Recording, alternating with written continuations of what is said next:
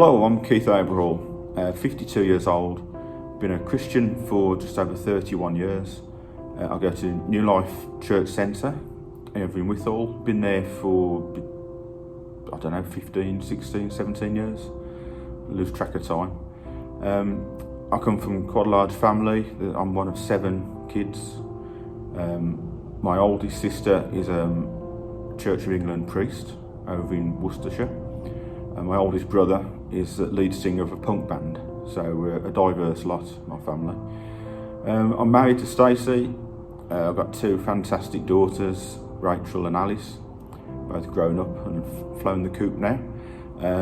And Stacey and myself foster young babies normally, but we've got a couple of boys. We've had one for just over 2 years, and his younger brother we've had for about 9-10 months now. And we absolutely love the fostering. Well, it's tempting just to say, fine, thanks, how are you? Because that's the pat answer that people normally give. I know I'm expected to say a little bit more about how I am really. Spiritually, not 100%, but I don't know anybody who is. Emotionally, psychologically, your guess is as good as mine after this roller coaster year that we've had. Some days great, some days not so great, but I think everyone's going through it. I think at the start of it, back in March last year, I feel a bit guilty about it now, but at the time, because I'm a telephone engineer as well, and we were classed as key workers, we were waiting on the announcement whether we would be furloughed or not, and I was quite looking forward to some time off, to be honest, but then when the boss said, sorry, you're a key worker, keep working, I felt I've been robbed of some time off, really, because everybody else seemed to be off, but I seemed to be the only one going to work. And I know it's not the case, but that was how it felt, and at first I felt bad about having to go to work, and then strangely I enjoyed being at work when nobody else was on the roads. The roads were empty. It was a very strange feeling, and as I say, I strangely enjoyed it a little bit. Looking back now, it's awful. I've spoken to people who have been furloughed, and people who've lost their jobs, people struggling with their mortgage and all that, and it's such a terrible thing that people have had to go through. And I thank God that I haven't had to, or we haven't as a family had to sort of suffer in that way, and financially, and the loss of it.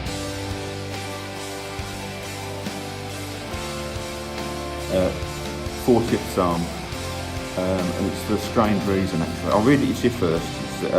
I waited patiently for the Lord. He turned to me and heard my cry. He lifted me out of the slimy pit, out of the mud and mire. He set my feet on a rock and gave me a firm place to stand. He put a new song in my mouth, a song of praise to our God. Many will see and fear the Lord and put their trust in him. Now, the reason I love that psalm is because I loved it before I was a Christian. It's actually, there's a song by one of my favourite bands, U2, and I didn't know why the song was called 40. I just liked the rhythm, I like the bass, I like the words. It all seemed just a lovely, beautiful, haunting sort of song. And then when I became a Christian, it took me quite a few months to realise what 40 meant, that it was the 40th Psalm. But it has resonated with me, because my early days of being a Christian was, I did feel I was in a bit of a pit, a bit of a mire. I've shared before how I suffered with depression, basically, before and for the first few months of my Christian walk, until God set me free, and it really was a miry pit, and God lifted me out of that. And yeah, I know I'll never go back into that again. And also, being a musician, being a guitarist, and I like to sing as well. I used to write songs before I was a Christian, which I've since thrown away because they're absolute rubbish.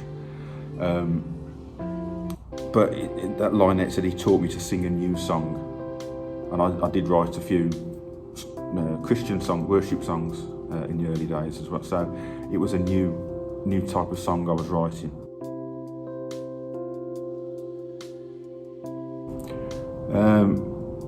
Well, through this pandemic, I think I'm just going through the same thing that everyone's going through, or maybe I'm going through less because I can work.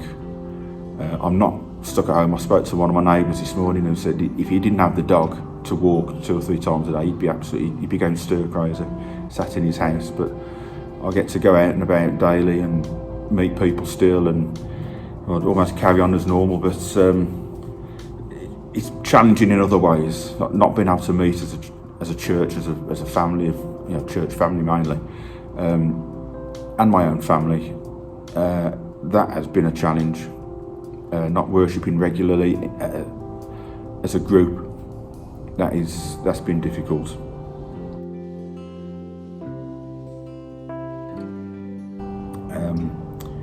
What did you learn?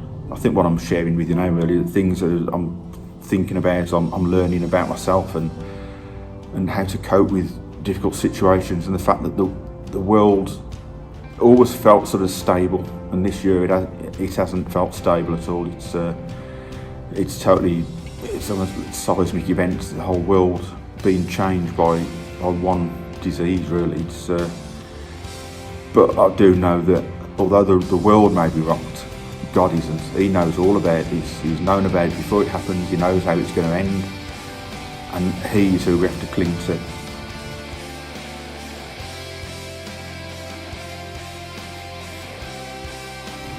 I'd just say, take it one day at a time. I remember back in the 70s there was a song out by a lady called Lena Martell called One Day at a Time, Sweet Jesus. And I actually bought that as a single for my mum for one of her birthdays. And those words, I think about it quite a lot. You can't worry about the future. You can't change anything really about the future. You can only deal with what's happening to you today. The Bible actually says don't worry about tomorrow, because tomorrow has worries of its own. Just living in today. I don't mean like in a hedonistic way, go and do what you like because tomorrow doesn't matter, but don't worry about the future. I'm not somebody who's ambitious, who's set targets and things like that for my life. I'm not one of these where will you be in 5 years time sort of people. I just take one day at a time, see where the Lord leads and see what He wants me to do, or whatever happens in my life, deal with it as it happens. So that's a little bit about me.